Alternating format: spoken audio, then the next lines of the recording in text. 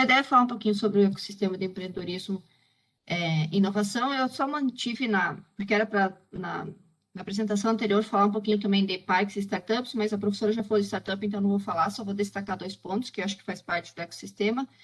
E parques também, os meninos já falaram, só vou passar rapidamente. Então, vou ficar realmente ecossistema e alguma ideia aqui de cases, alguns pontos que eu acho importante destacar de alguns cases mundiais, né? Então, o que é quando a gente está falando de ecossistema de inovação, né?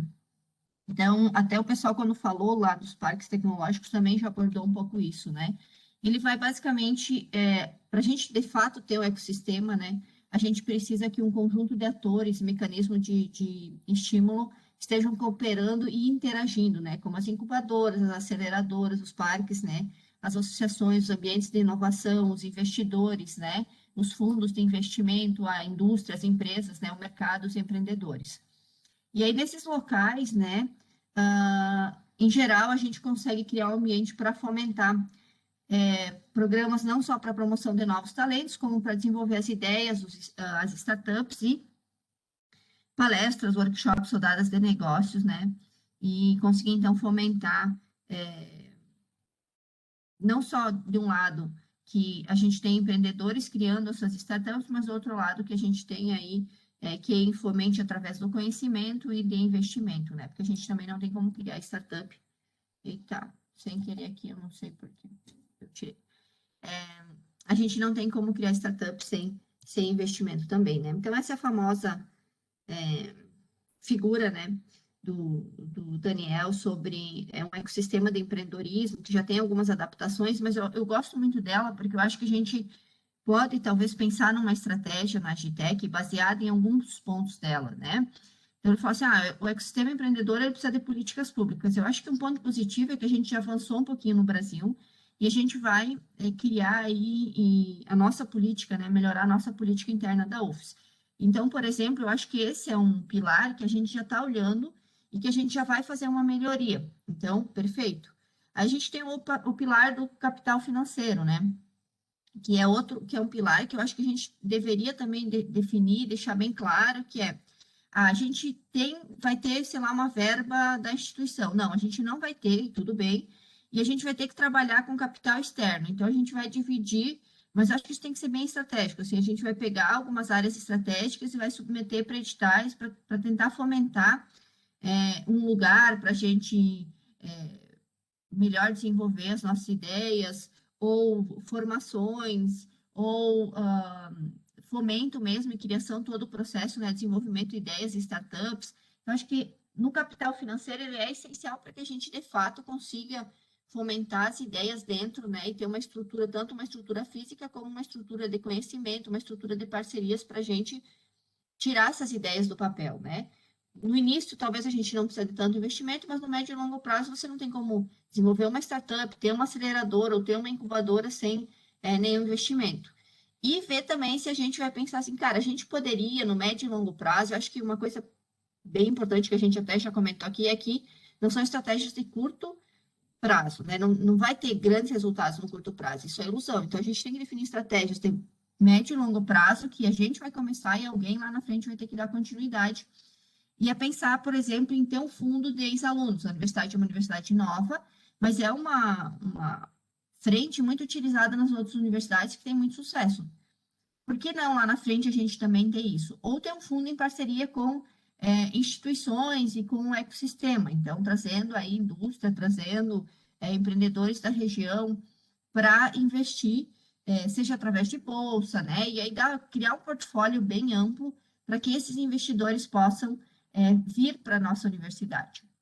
Mas aqui tem um ponto bem importante que eu vou comentar no final, senão a gente não vai atrair esses investidores.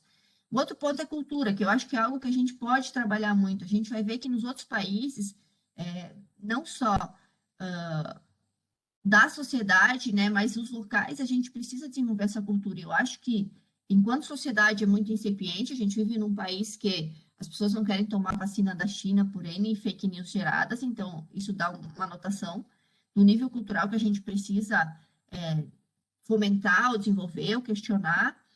E internamente na universidade, eu acho que a gente também pode melhorar isso, né?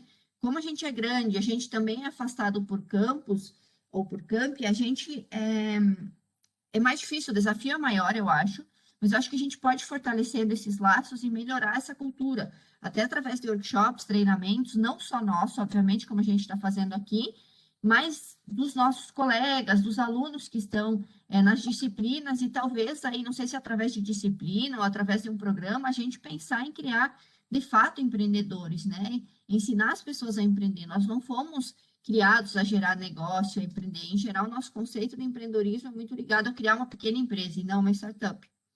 E, obviamente, que a gente precisa ter instituições de suporte que, no caso, não só ter o suporte da nossa instituição, mas tentar criar laços com outras instituições, até por uma questão de formação, né, de expertise. Então, se a gente consegue ter uma parceria como uma SIC, tem vários empresários lá, eles podem vir dar palestra, ou a gente pode levar os alunos a conhecer o dia a dia das empresas, né, ou as pessoas que criam as startups, eles podem contar um pouquinho, né, muitos são sócios de startups, além de ter empresas consolidadas, como é que é esse processo no dia a dia, né? Porque a gente sabe que há um gap aí entre o que a gente acredita que é empreender e o que é empreender de fato, né? A dor é um pouquinho maior no meu entendimento. E, obviamente, a gente precisa ter esse know-how, não só nosso, enquanto detentores do conhecimento aí na universidade, mas também das pessoas que vivem isso no dia a dia, como, por exemplo, ex-alunos que criaram as startups, né? A gente não esquecer esses talentos, trazer eles para fazer e para formar novos talentos também e fortalecer essas pontes. E rede e mercado, né? Então, assim, a gente precisa ter um local onde, então, essa atuação com o meio e estar inserido no meio é importante também, porque a gente precisa ter lugar para testar nossas ideias, a gente precisa ter lugar para captar alguns problemas, né? Então, entender quais são os problemas das empresas para que seja interessante eles investir nas ideias que a gente vai desenvolver. Senão, é muito difícil a gente também captar a outra ponta, que é o capital, capturar capital financeiro, né? Então, vou falar rapidamente sobre a Estônia. A Estônia é um case muito interessante, né? São 45 mil quilômetros quadrados de extensão, então, um país pequeno, né? 1,3 milhões de pessoas e há 27 anos só, que de fato eles têm aí um conceito mais adequado de independência, digamos assim, né? Eles, há 20 anos atrás, não tinham nenhum acesso à internet, né? Então, a história tem diversos cases que a gente poderia olhar de cuidado com o meio ambiente, de transformação num país que lotado de lixo, e em um dia eles fizeram um projeto para limpar o país inteiro.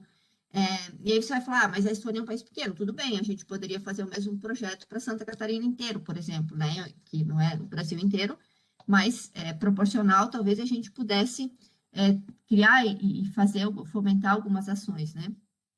A internet, ela é um direito social, né? Que é uma coisa que a gente está brigando no Brasil, por exemplo, por conectividade só nas escolas, né? Mas lá a internet já é amplamente de acesso gratuito para todo mundo, né? Tá, é de direito do cidadão, como a gente tem direito a ter um prato de comida, como a gente deveria poder ter saneamento básico, né? Lá eles têm o direito à internet, né? E eles têm uma coisa muito interessante, que lá 99% dos serviços são digitalizados, né? Então, o cidadão ele tem um ID card com várias informações registradas e compartilhadas, né? E aqui aí uma fala de um dos ministros lá, que ele fala assim, olha, eles criaram um programa, né, há bastante tempo, então mesmo lá, que é um local pequeno e que hoje 100%, digamos, transformado, digitalizado, né? Você vê que não é um projeto de curto prazo, então, pelo menos é um projeto aí de 27 anos, no caso deles, né? Então, lá foi muito fomentado pelo governo, né, para ideias que valiam a pena financiar. Então, aqui entra aquele ponto que a gente não vai conseguir ser bom em tudo, a gente não vai conseguir fomentar todas as áreas. Então, talvez para começar, a gente tem que pegar as áreas, não sei se as áreas mais estratégicas ou mais fortes, ou talvez delimitar algumas áreas para a gente começar a fomentar, por exemplo, na universidade. Porque se a gente deixa muito amplo, cada um faz um pedacinho. A minha percepção, por exemplo, e o que desmotiva um pouco é que parece que a gente fica cada um isolado fazendo um pedacinho, e não pensa estrategicamente. E aí a gente não consegue fortalecer, muitas vezes não consegue nem se unir para buscar um edital, por exemplo, um financiamento, porque são coisas muito diversas e muito distantes, né? Então, talvez a gente consiga encontrar pontos de congruência ali, né? E aí buscam, obviamente, criar um melhor ecossistema para ver as startups nascerem, crescerem, se transformarem em histórias de sucesso. E aí ele fala, não é apenas um programa público, né? Eles constroem conexões e parcerias com e entre incubadoras, aceleradoras, atores públicos e privados e aspirantes a unicórnio. É uma coisa bem importante é a cultural, né? Então lá as pessoas já confiam nas e-solutions, né? Como eu falei aqui, a gente não confia em tomar uma vacina com todo o respaldo que os institutos que desenvolvem a vacina no país já têm historicamente, né? Mas a gente vai ter que trabalhar a longo prazo. Então, quando eu converso muito na universidade, eu vejo que o pessoal ou acredita que startup não vai dar nada, ou que é muito moda, ou que é criar uma pequena empresa e você ser dono daquela empresa sozinho e desenvolver uma empresa de longo prazo, que são conceitos um pouco distorcidos, no caso de ecossistema de empreendedorismo e inovação, né? O conceito de startup, como a professora já explicou, ele não está categorizado como uma pequena empresa, né? Então, a gente talvez vai precisar trabalhar primeiro, e esse é um trabalho que ele é duro e talvez não muito visível, essa cultura interna da gente, né? Desde gestão, liderança, colegas, servidores e alunos, né? Então, lá tudo que eles já criam é digital. E isso, por exemplo, poderia ser uma política nossa da universidade. Quando a gente criar um novo processo, quando a gente criar, mas para isso a gente vai ter que conscientizar as câmeras, os tomadores de decisão, né, todo mundo. Mas são coisas pequenas que a gente já poderia começar a pensar. Então, toda vez que a gente vai criar um processo, tem que ser digital. Eu sei que algumas coisas a gente está melhorando muito nisso, né? Mas às vezes a gente cria mais uma regra, mais uma métrica, e não é digital. No processo todo não é digital, né? Tem algumas partes do processo que são digital que não resolve. Então, se a gente começasse a criar por cultura, se a gente vai criar algo novo, tem que ser digital, todo esse processo tem que ser digital, a gente já começa a criar uma cultura e mudar essa cultura também, né? De que o digital não é seguro, não funciona. Então, a ideia é fazer apenas uma vez, não vai fazer primeiro de uma forma, depois digital, ou depois de não sei o que lá. A internet tem amplo acesso, né? Então, amplo acesso de internet para todo mundo, como já falei. E lá tem uma coisa bem importante, que é algumas horas para iniciar uma empresa. Então, no Brasil isso já melhorou e a gente talvez, quando vai definir a nossa política, possa pensar que seja fácil a gente criar startups, a gente registrar uma startup, mesmo ela estando vinculada a uma incubadora, a uma aceleradora dentro da universidade, e que seja fácil também receber, talvez, aportes, né? Investimento de investidor anjo, de fundos de venture capital, né? Porque hoje ainda isso não é muito fácil para a gente, né? E isso assusta o mercado, ele tem o time, assim, o mercado não vai ficar esperando a gente definir um processo, o mercado não vai ficar esperando passar por 200 aprovação, o mercado vai embora e vai buscar outra oportunidade. Então, são algumas das lições que a gente pode, talvez, aplicar da Estônia, obviamente, no conceito e numa amostra muito menor, né? E eles têm um caso do e-residência, lá, o I, né? Que todo mundo pode ter um passaporte lá, ser cidadão, né, da Estônia e abrir uma empresa lá. Então, talvez é mais rápido para mim criar esse passaporte, abrir uma startup na Estônia, muitas vezes, do que era no Brasil. E isso gera muitos bilhões, né, de receita para eles, por causa dos impostos, né? Então, foi uma estratégia deles fantástica, que você não precisa estar lá, você não precisa residir lá, mas mesmo assim você pode levar imposto e investimentos para aquele país. Além toda a inovação que acaba passando por lá, e eles têm acesso, né, que é gerada no mundo inteiro, e por a empresa ter que estar dentro de alguns padrões lá e estar com os dados digitalizados, ele já tem acesso a essas ideias, a esses produtos e serviços que são também criados por empresas e pessoas do mundo inteiro. E aí eles conseguem, por exemplo, né, só um exemplo de serviço, ter uma medicina personalizada. Então, a Grazi, quando vai no médico em qualquer lugar, a Grazi, quando vai na farmácia, a Grazi, você já, através do meu ID Card, você já capta todas as informações necessárias, né, de forma consistente, porque, obviamente, para isso eles têm sistemas todos integrados, que é, obviamente, um baita desafio para um país como é o nosso, mas a gente tem bons exemplos da frente de transformação digital do governo na área do SUS, né? O Conect SUS é um exemplo de um software que é usado no Brasil inteiro. Ele só não é mais usado porque, por exemplo, os municípios não são obrigados a utilizar. E aí, às vezes, porque tem uma resistência do usuário final que deveria lançar os dados, eles não são usados. E, obviamente, tem lugares que não tem internet, né? Tem várias restrições. Mas se a gente começasse a disseminar mais isso, talvez não é um desafio tão grande assim integrar esses sistemas, né? Na parte do agro, agora também tem várias integrações, né? Principalmente porque o governo quer cuidar dessa parte fiscal, talvez, mas funciona, existe e é fácil de replicar, porque uma vez que você consegue aplicar em uma região, talvez não seja tão impossível assim ser utilizado o mesmo sistema, o mesmo programa em outra região. É uma questão mais cultural, de treinamento e adaptação, obviamente. Lá eles também têm robótica e programação para as crianças, né? Então, as crianças já começam a não só criar soluções, mas talvez ter essa cultura de pensar numa solução para o meio ambiente, para os problemas que elas vivem no dia a dia. E eles têm isso muito claro, que é o conceito de lifelong learning, né? Que é a vida inteira a gente vai ter que estudar, vai estar conectado com estudar. E no Brasil, a gente está falando que não precisa mais de graduação, às vezes, né? Está distorcendo um pouco esses conceitos, né? Talvez a gente precise adaptar a forma de ensino, talvez a gente precise melhorar, obviamente, algumas coisas, mas graduação é um requisito mínimo, né? É um estudo mínimo que a gente precisa fazer para entender de uma área. A gente precisa estudar é muito mais. Então, a gente pode ir trabalhando, a gente obviamente não vai mudar o país inteiro em relação a isso, mas talvez a gente possa ir trabalhando esses conceitos e definir uma estratégia de por onde a gente vai começar e qual desses tópicos talvez a gente vai focar dentro da nossa área, né? E eles têm lá uma arquitetura lá que se chama X-Road, né? Onde então eles compartilham todas essas informações, não só para o público, mas o público e o privado, né? Então todo mundo consegue ter acesso às informações da Grase, obviamente as informações que são autorizadas a ter acesso, né? Grotescamente falando, né? Esse X-Road é bem interessante olhar a arquitetura dele, mas é uma questão mais tecnológica, né? Então eles têm toda a parte de confidencial dos dados, que se você, independente se é empresa privada ou pública, por exemplo, de saúde, você vai ter acesso lá da Grace, né, todas as informações, elas vão estar disponíveis através dessa plataforma, né, dessa arquitetura do X-Roads, e eles garantem essa integridade usando tecnologias, né, não só, claro, mas utilizando, por exemplo, blockchain.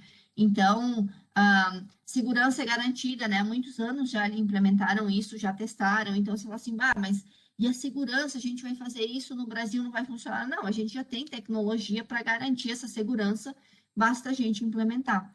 Tem até um projeto de um pessoal que está dentro do Ministério, acho que da Economia, agora que essa parte de transformação digital, acho que está lá dentro, que eles têm uma arquitetura nova, definida, que já utiliza, por exemplo, esses conceitos de blockchain e que a gente já poderia implementar de forma extremamente segura. Então, não tem por que a gente não ter e olhar para isso dentro da universidade e já trabalhar com esses dados, por exemplo.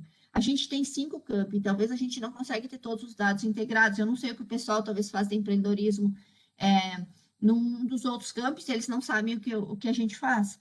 Então, com tecnologias que já existem, com custo talvez não tão absurdo, a gente pode pensar em lá na frente priorizar, mas claro, isso tem que ser provavelmente uma política da universidade, sozinha a gente não consegue fazer, mas em conjunto com o pessoal da TI, ter, por exemplo, só na área de empreendedorismo, dados compartilhados entre os 5 campos.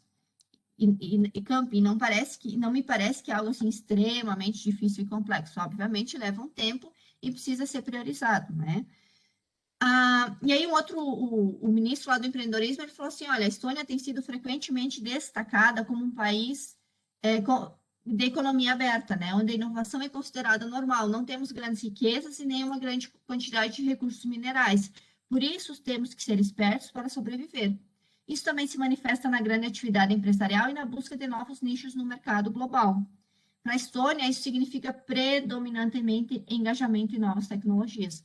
Então, é interessante que eles têm menos recursos que a gente, têm menos infraestrutura que a gente, talvez até por isso, fomente mais essa parte de empreendedorismo e inovação, mas a gente tem muito mais condições, talvez, de testar, de experimentar, de inovar, né? Se a gente olhar só para a área do agro, por exemplo, que é muito forte na região aqui de Chapecó e que é muito forte no país, quantas coisas a gente vende barato commodity, né? E quantas coisas a gente poderia adicionar com simples pesquisa e aumentar o valor agregado aí no que a gente comercializa, né? E talvez nem precisa tanto investimento assim, mas talvez mais um foco estratégico, uma organização. E são coisas que talvez a gente pode pensar estrategicamente em vertentes para a gente olhar dentro das áreas que a gente quer atuar e desenvolver, né? E a outra coisa importante é a diversidade, né? E vocês vão ver que isso em Israel também é bem forte, né? Talentos estrangeiros são bem-vindos. Então, aqui às vezes a gente desrespeita quando a pessoa tem um pensamento diferente, vem de um lugar diferente, né? Eu tenho vários alunos que sofrem com isso, né? Então, essa é uma cultura que a gente precisa fomentar radicalmente a mudança. Então, a gente, enquanto professor, enquanto líder ali na universidade, enquanto exemplo para os alunos nesse sentido, não pode ser exemplo do contrário, né? A gente precisa fomentar a importância do pensamento diverso, das culturas diversas, né? E eu acho que, por exemplo, esse é um ponto que a gente tem muito a evoluir, haja visto os desafios que muitos dos alunos que vêm e nos relatam, né? Então, outra coisa que eles destacam, né? Então, isso é um ponto que a gente pode trabalhar, por exemplo, dentro da universidade, que a gente pode melhorar, talvez criando mais conexões entre as pessoas diversas, entre as ideias diversas, trazendo mais à luz esses conhecimentos diversos e mostrando a importância deles. E uma outra coisa que ele destaca, né, é o envolvimento positivo, obviamente, do setor privado na formação de políticas, na legislação do Estado. As startups têm formas funcionais de cooperação com o Estado e as próprias empresas interagem ativamente. Então, aumenta a conscientização e também fornece uma base decente para apoiar as atividades dos negócios, tanto na fase de iniciação quanto no futuro. O ambiente de negócio ele precisa ser transparente, fornecer espaço necessário para a inovação, fortalecer a segurança do investimento e aumentar o valor agregado. Então, obviamente, cada vez mais a gente precisa parar e refletir como é que a gente cria esse ambiente seguro para que um aluno possa, por exemplo, criar a sua startup, para que ele possa desenvolver a sua startup. Eu acho que isso são pontos simples e que a gente ainda tem a evoluir na universidade, por exemplo, né? Pelo menos no que eu vejo ali no nosso campus. Então, obviamente, é importante que o governo, que os nossos gestores, né, estejam alinhados com essa ideia, porque senão seremos forças opostas tentando criar algo. Essa parte da digitalização dos processos, até para reduzir essa burocracia, né? E, assim, digitalizar por si só não reduz a burocracia, né? Acho que a gente também tem que ter esse cuidado, não é porque está no digital, que está na nuvem, que a burocracia é menor, às vezes é pior. Então, a gente tem que ter essa consciência que a gente está num processo de usar um sistema novo. Quando a gente vai digitalizar esse sistema, esses documentos, esses processos, a gente sempre antes, não só puramente digitalizar todo aquele processo longo, tem alguma parte que não precisa, que a gente precisa eliminar, que a gente pode reduzir, então a gente também tem que criar essa cultura para reduzir isso. Essa diversidade, acho que a gente tem que promover e fazer discussões cada vez mais. Internet aberta, pelo menos na universidade, a gente consegue, obviamente que a gente pode promover essa discussão nas prefeituras, para talvez disseminar esse conceito.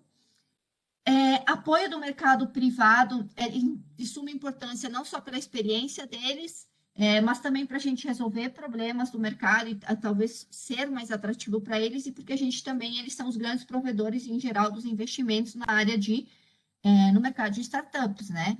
Então, é indispensável que a gente tenha uma relação mais próxima.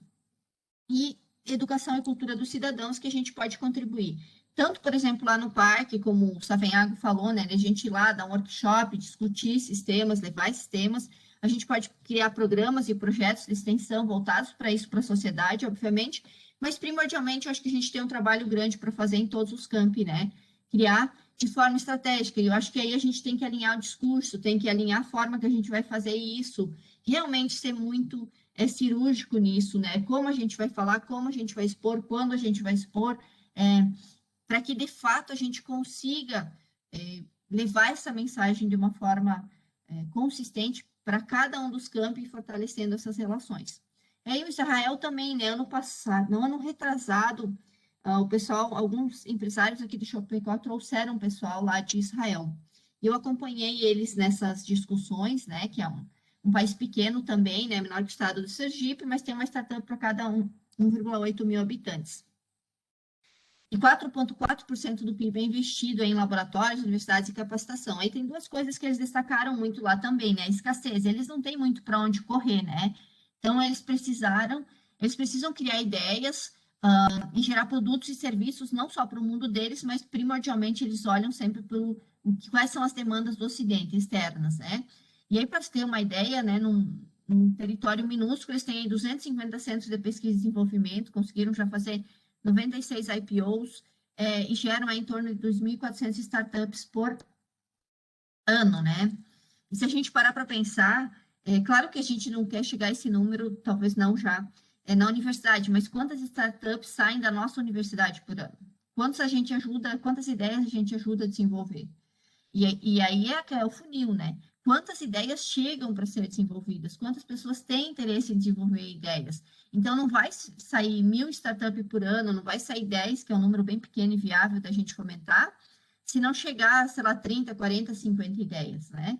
Porque a gente sabe que uma ideia, até a gente validar e ela de fato se tornar uma startup, algumas não fazem sentido continuar ou ser fomentadas. Então, a gente precisa ter no topo do funil uma entrada muito grande, que é um lugar que a gente pode trabalhar, e eu acho que precisa fomentar muito até a gente chegar a ter uma entrada muito grande, porque lá na frente a gente tenha patente, para que lá na frente a gente tenha uma startup que chega um IPO, para que a gente de fato consiga ter um ecossistema interno, para a gente conseguir também interagir com o ecossistema externo. Os jovens são obrigados a ir para o exército, né? Mas isso faz com que eles se deparem com tecnologias com 18 anos, aí 18, 19 anos, eles vão estar interagindo com tecnologias de altíssimo nível, de alto impacto, né? Então, para vocês terem uma ideia, eu dou uma disciplina de prática científica que a gente tem alunos dos mais diversos cursos, né? E aí, uma coisa que me chama a atenção é que, às vezes, um aluno de um outro curso, eu uso uma ferramenta simples, mas é uma ferramenta que você tem que ir lá, tem que fazer um cadastro e tem que aprender a usar ela. Que não é o Moodle, por exemplo, para compartilhar algumas discussões da disciplina. E aí eu tenho alguns alunos que simplesmente eles falam assim, prof, a gente não consegue usar, a gente não vai usar. Eu falo, não, vamos tentar, vamos buscar, ó, me dá um print do erro que acontece. Não, professora, não dá, eu não vou usar. Então, a gente tem jovens que não querem interagir com uma ferramenta, então a gente precisa trazer discussões, no meu entendimento, sobre isso. Porque não existe a gente conviver nesse mundo sem interagir com ferramentas, com tecnologia. Essa é a realidade. A gente vai precisar se adaptar a essa realidade. Mas se eu tenho alunos que são pessoas jovens, extremamente de mente aberta, e que eles, na primeira dificuldade para fazer um cadastro numa ferramenta, eles simplesmente falam assim, eu não vou usar, e eu não quero saber, então realmente a gente vai entender, porque a gente não vai ter startups sendo desenvolvidas. E, obviamente, quando a gente cria uma startup, que é uma coisa que eu vou discutir depois, a gente tem que ter um ecossistema onde a gente cria uma startup para ser comprada ou para ser vendida. A gente não cria uma startup para ficar 100 anos como empreendedor, não é uma pequena empresa ou uma empresa que lá na frente tu quer ser. Tu cria uma startup para ser vendida. E aí tem que criar esse conceito de fusão e aquisição. Ou vai ser uma spin-off de uma grande empresa, ou vai ser adquirida por uma grande empresa. E por que que uma grande empresa vai adquirir uma startup se ela não resolve um problema da área dela? Se ela não resolve um problema relevante para a área em que ela atua, ela não vai ser essa startup e não vai ser adquirida, raramente vai ter investimento. Então, a gente também tem que trazer essa reflexão. Não adianta a gente criar startups com ideias que na região que a gente está não vai ter fomento, não vai ter ninguém interessado em comprar. Então, a gente vai lá para Israel buscar investimento, a gente até pode ir, mas vai demorar um pouco para a gente chamar, talvez, a atenção deles. Então, essa ideia de buscar conhecimento externo, né? Então, lá eles falam muito que eles incentivam todo jovem a sair do país para depois voltar, né? A se expor a outras culturas, para então ser capaz de voltar e trazer inovação. Então, a gente pode se expor em pelo menos 3 estados, porque a gente tem os nossos campos, né? A gente faz pouco essa integração cultural, o que, que as pessoas estão discutindo lá no Paraná, o que as pessoas estão discutindo no Rio Grande do Sul, o que está dentro dos polos de tecnologia lá. Se a gente não se expor aos ambientes do ecossistema, né?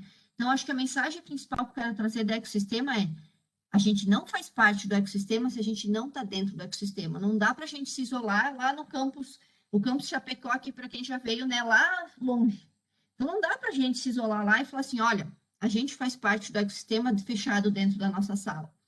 E eu já sofri várias retaliações, porque às vezes não estava numa reunião, mas estava num evento com empreendedores como esse de Israel. Só que isso vai me abrir a mente para estar criando um ecossistema empreendedor. É por isso que às vezes eu tenho uma ideia fora da caixa, não é porque eu estou fechada na caixa.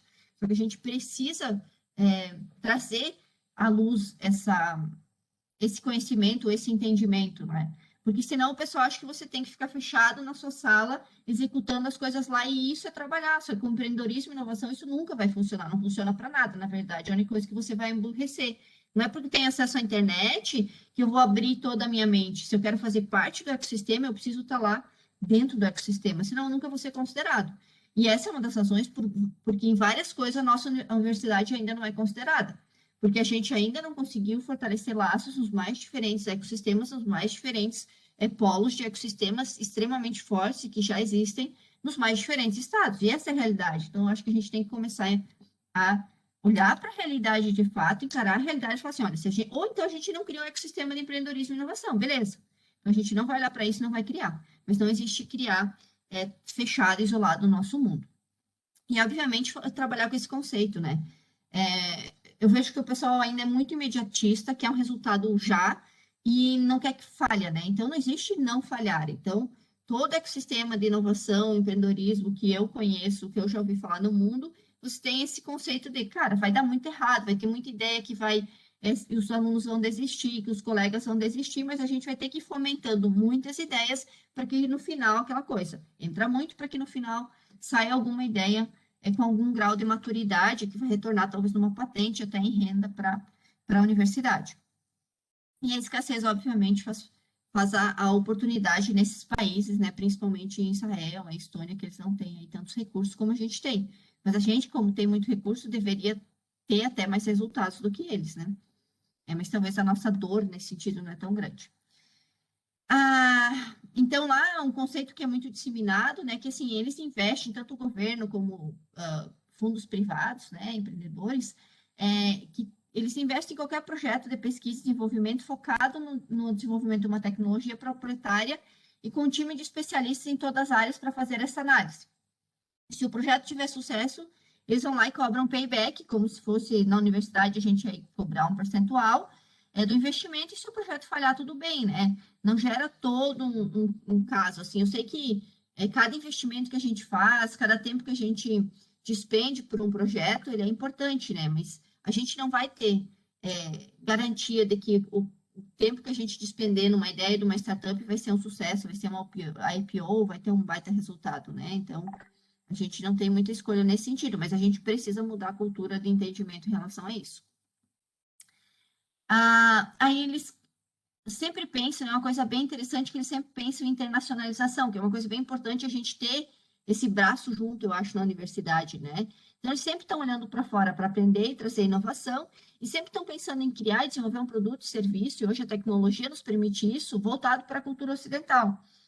E isso, às vezes eu pego um aluno e falo assim, não, eu quero resolver o problema de Chapecó. Mas quando a gente está pensando em startup e tem que ser escalável, não basta resolver o problema de Chapecó, não é essa a ideia, de novo, de uma startup. Então, você vai começar resolvendo o problema de Chapecó, mas você tem que pensar no macro, né, para ir para o estado de Santa Catarina, para ir para o país e depois para internacionalizar. Então, a gente tem a oportunidade estamos começando a criar um ambiente de empreendedorismo, né, inovação. Então, é importante a gente ter essa consciência de já criar uma cultura onde, quando a gente vai desenvolver uma ideia, é a ideia de startup, ela tem que ser escalável para receber investimento e para ser atrativa para os investidores. Para ser escalável, tu não pode pensar só na cidadezinha que tu tá, no probleminha no lugar que você tá.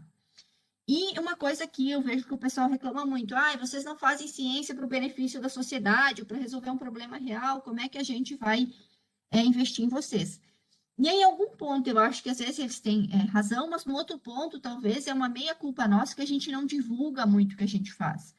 A gente fica bem atucanado e, às vezes, sobrecarregado fazendo as coisas, e não divulga que, sim, muita ciência que a gente faz é para o benefício da sociedade, é o projeto da água, é o projeto do agrotóxico, e N outros projetos de tecnologia e outras áreas, né, que a gente faz e que a gente pode aplicar na indústria, mas talvez por não ter essa conexão clara e não divulgar, não é visto. E aí aquela coisa, a gente só vai ser visto se a gente se colocar nos lugares, se a gente dar uma palestra, se a gente dar um workshop, se a gente divulgar nas rádios, se a gente divulgar na região. Se a gente não divulgar, ninguém vai vir buscar, né? E esse acho que é um segundo ponto que eu queria destacar. Então, a gente não vai ser visto se a gente não ter uma estratégia de mostrar. Você vê que tem empresas, às vezes, universidades que nem fazem tanto quanto, mas elas se mostram muito. Então, elas têm um super conceito na sociedade, como uma grande transformadora da sociedade. É mais uma estratégia, às vezes, de divulgação e marketing do que do resultado de fato realizado. E é uma coisa que eu acho que a gente tem que melhorar muito. E aí, um fato interessante também, eles não têm ecossistema, eles tiveram que cultivar essa sociedade unida, né? Com clareza quanto ao seu propósito. E lá, claro, é muito focado eles são rodeados por inimigos, né? Com alto poder bélico, então eles tiveram que desenvolver, obviamente, na dor, um nível tecnológico, né? Tecnologias de altíssimo nível para poder se defender dos queridos vizinhos que eles têm, né? Então, isso também, obviamente, é um fator que contribui para o excelente nível de inovação lá. Então, eles destacam mais uma vez que lá essa afinada relação entre governo, universidade, centros de pesquisa e potenciais empreendedores é super importante, né? E com enorme abertura aí para diversas culturas receber estrangeiro, suma importância para fomentar uma nação empreendedora. Eu acho que a gente pode trazer isso para o micro e fomentar uma universidade empreendedora, né? E aí, basicamente, é importante destacar que se a gente não tiver capital de risco, não tiver esse conceito, não tiver essa proximidade com o mercado, a gente não vai conseguir, esperando só pelo governo ou também sozinhos na academia, fomentar esse ecossistema, porque, obviamente, precisa de investimento de capital de risco, né, que é voltado a investir em startups, que tem um percentual alto de falha, mas algumas têm pouco percentual de sucesso, porém, um sucesso substancial que acaba trazendo um retorno de médio e longo prazo. Tá? E rapidamente vou passar para o case Medellín, então, ela foi considerada, né, a cidade mais violenta do mundo, a mais inovadora em 2013, né? Teve 80% de redução do índice de homicídios, antes tinha aí 7 mil homicídios por ano, né, nos anos 90. E aí, como é que eles mudaram isso? Simples. Novamente, políticas públicas, conhecimento e fomento à inovação, né? Então, eles levaram mais o conhecimento para as periferias, para os bairros, aumentaram a sinergia entre a iniciativa privada, principalmente não só para resolver problemas reais da iniciativa privada, mas também pelo fomento, né? Pelo fomento financeiro, para ter lugares para testar também. Tem o case lá uma das maiores favelas do mundo que eles criaram, né? Devido aos terrenos íngremes, eles criaram uma forma de os cidadãos se locomover, e isso diminuiu drasticamente o tempo que eles levam, né, para chegar no trabalho, para ir, para voltar do trabalho. Então, isso tem várias pesquisas, é bem interessante dar uma olhada. Aumentaram o número de câmeras de segurança, Wi-Fi público, eles criaram vários locais, né, eles têm muita renda, então 500 locais com acesso ao PC, internet gratuita, para que as pessoas possam lá fazer os agendamentos, procurar, estudar, enfim, através desses pontos. Eles também começaram a digitalizar algumas coisas, como o sistema de saúde, então reduziu 37% o tempo de resposta para você agendar, para você ir para o médico, né? E os processos de serviço do governo foram digitalizados. Então, uma coisa que a gente tem consciência que, não só para o governo, mas aquela coisa de novo, a gente tem que diminuir a burocracia, digitalizar os processos da universidade também, se a gente quer fomentar, se a gente quer flexibilizar, que seja fácil empreender, criar uma ideia, desenvolver essa ideia, entrar numa incubadora, compartilhar essa ideia e buscar recursos. Se tudo isso for difícil, dificilmente tu vai criar um sistema de empreendedorismo e inovação, porque o time importa, porque o tempo do mercado importa, principalmente para atrair parceria com empresas. E eles criaram um distrito de inovação que se chama Ruta N, bem interessante, dar uma olhada, tem um site lá. E é exatamente um espaço para isso, para trazer o capital, os investidores, precisa do conhecimento, tanto da experiência, expertise de quem já empreende, como os problemas que as empresas precisam resolver, mas tanto também da academia, né?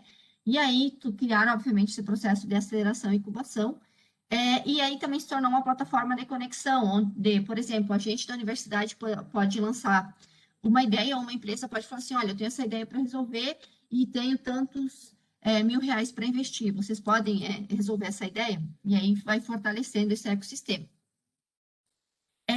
Muito focado, né, então, a resolver problemas locais, e haja visto por isso a enorme, talvez, evolução num pequeno período de tempo. Capacitação dos empreendedores, então, uma coisa que eu acho que a gente tem que fazer, primeiro, é as pessoas entenderem o que é uma startup, o que é empreender, e depois ensinar as pessoas a empreenderem, porque é aquela coisa, a gente não sabe empreender. Essa parte de eventos, palestras e workshops, eu acho que é um ponto bem importante. A gente pode contribuir com o ecossistema muito nessa parte, mas a gente precisa estar no meio do ecossistema. A gente precisa ir lá e falar assim: olha, eu, Grazi, vou dar uma palestra sobre empreendedorismo. Eu, Grazi, posso dar uma palestra sobre isso.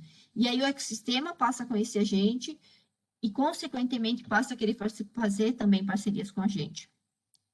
E precisa ter um ambiente de fomento à inovação.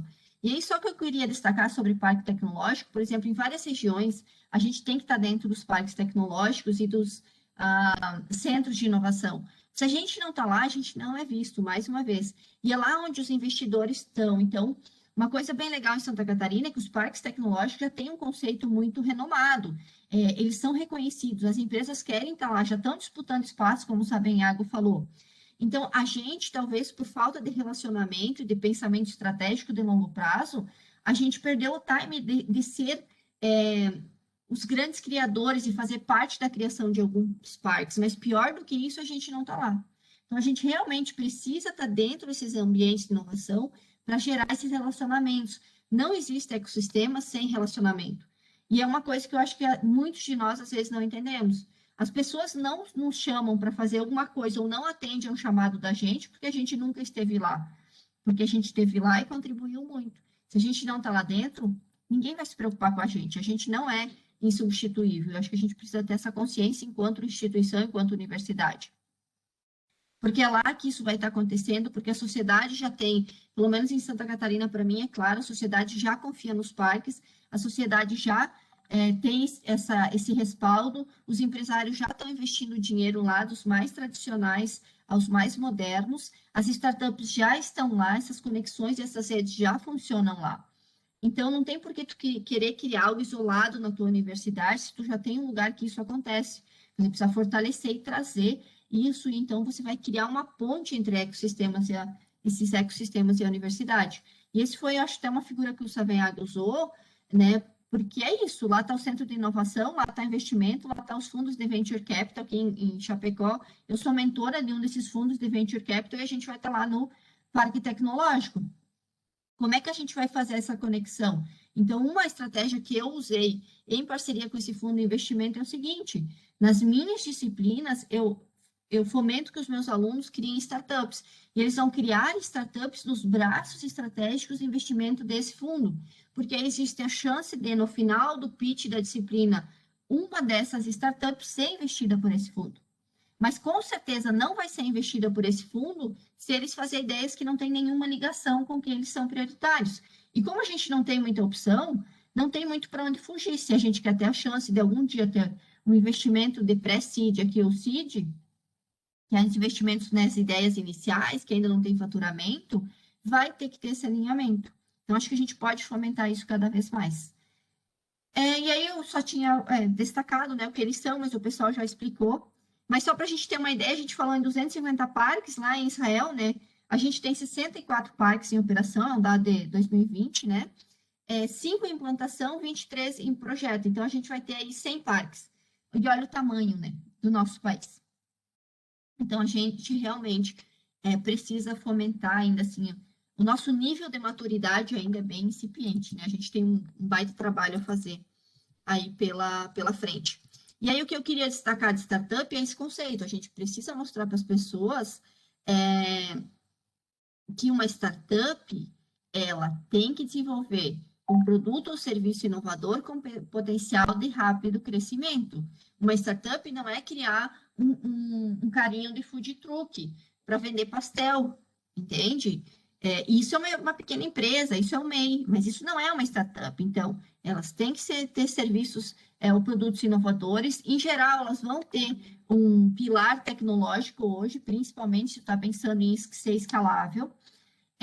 E tem que ter potencial rápido de crescimento para ser atrativo para o investimento. Então, se a gente começar a criar pequena empresa, não vai ser atrativo para um fundo de investimento, para um fundo de venture capital, ou mesmo para o investidor anjo. Então, é aquela história, o modelo de negócio tem que ser repetível e escalável. Então, isso eu acho que é algo que a gente precisa difundir muito na universidade. Primeiro, que é empreender esse conceito, etc. e tal. Depois, o que é de fato uma startup? Não é pegar uma ideia qualquer e ir lá e colocar uma nova baraquinha, sei lá, de venda de suco. Isso não é criar uma startup, isso é criar um modelo tradicional de mercado que dificilmente o investidor sei lá, se tu criar aí com um robô, com alguma coisa, talvez com um viés tecnológico, né? Mas é difícil você transformar isso no conceito de startup inovador, repetível e escalável. Então, a gente também tem que ter isso claro, né? Que não é pequena empresa. Eu vejo que muita gente vem até mim querendo uma pequena empresa ou querendo que eu implemente um software falando que aquilo é uma startup inovadora, repetível e escalável. Eu falo, cara, está pegando um processo tradicional, um modelo de negócio tradicional, querendo colocar na nuvem. Não tem nada de startup, não tem nada de repetível e escalável, né? Então, não vai resolver no conceito de empreendedorismo e inovação, né? Quando a gente quer criar um ecossistema, obviamente, pode ser um negócio rentável, pode ser um negócio que vale a pena, mas não para a ideia de criar uma startup e vender e ter resultados dentro do ecossistema de empreendedorismo e inovação. E aí, no Brasil, para fechar, a gente tem um modelo muito interessante que funciona, fala assim, mas isso só lá fora.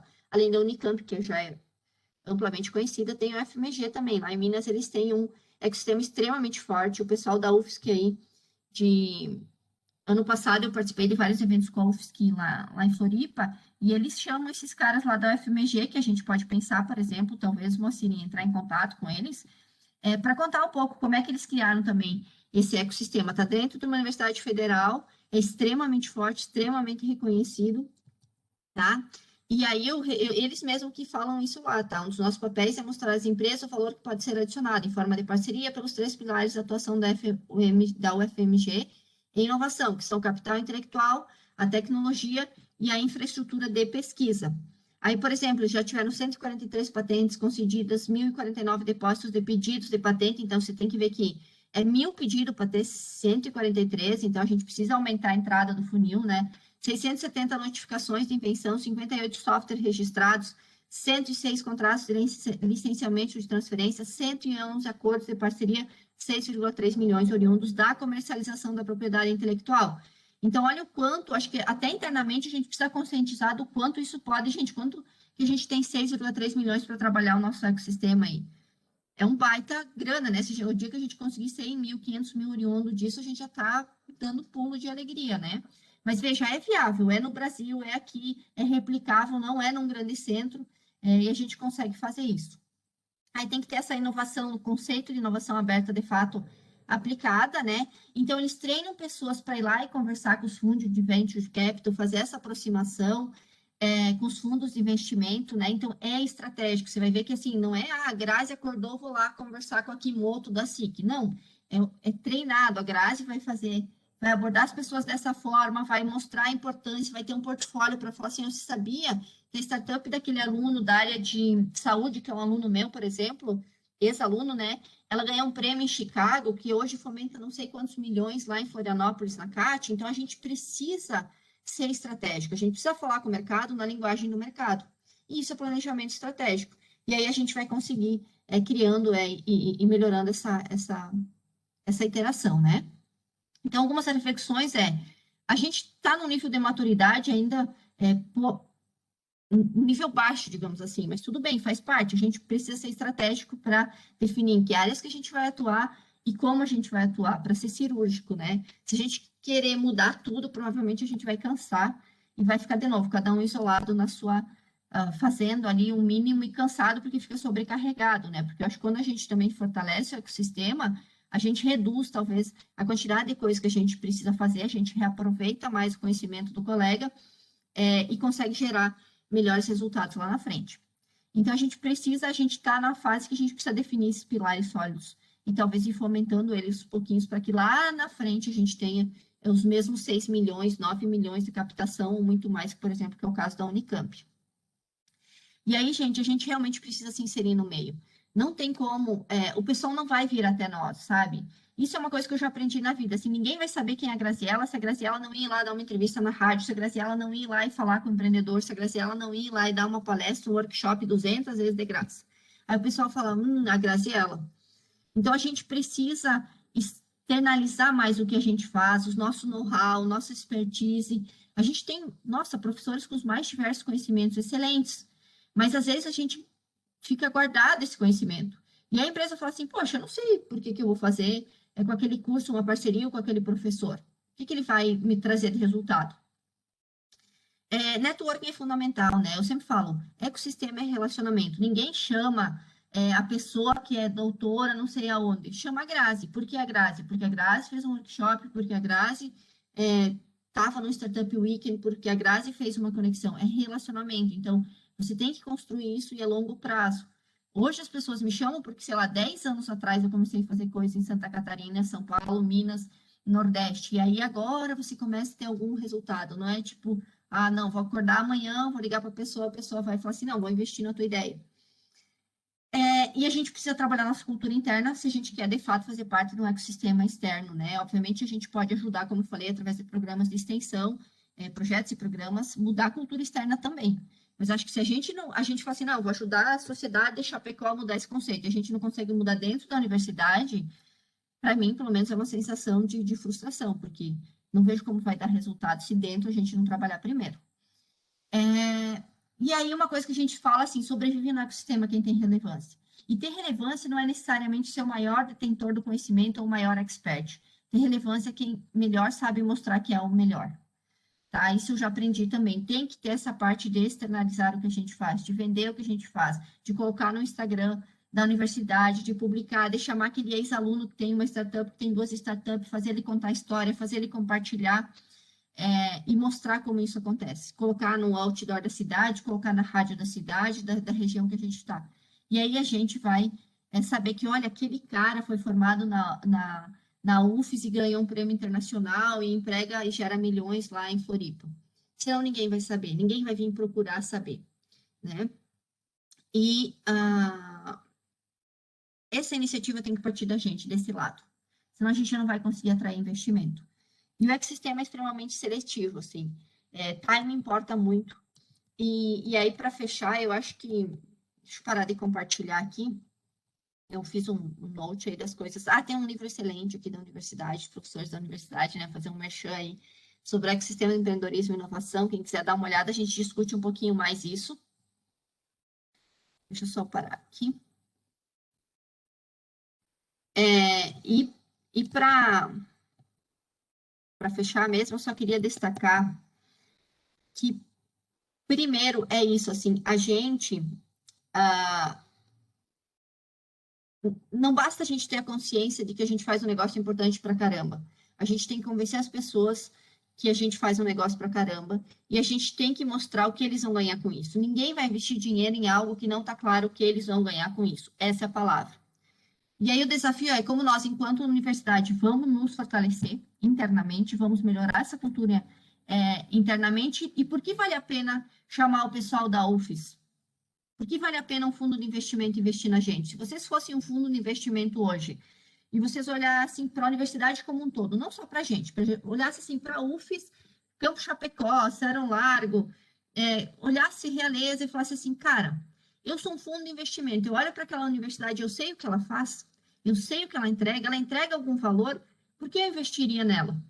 Entende? Então, acho que a gente tem que se colocar no papel dessas pessoas para a gente conseguir conversar com eles no nível de que eles olhem para isso e veem valor. Se eles não entenderem o que eles vão ganhar com isso, eles vão continuar nos outros ecossistemas, fomentando, investindo em outras universidades, que a gente tem muito em dinheiro investido, por exemplo, em universidade privada, muito mesmo, e não vão ir atrás da gente. Ninguém vai ir atrás da gente. Tá? Então, eu acho que esse é os nossos desafios e o que a gente vai priorizar, obviamente, para começar, porque a gente não vai conseguir resolver todos os problemas, né? Tendo a consciência que isso é uma estratégia de médio e longo prazo.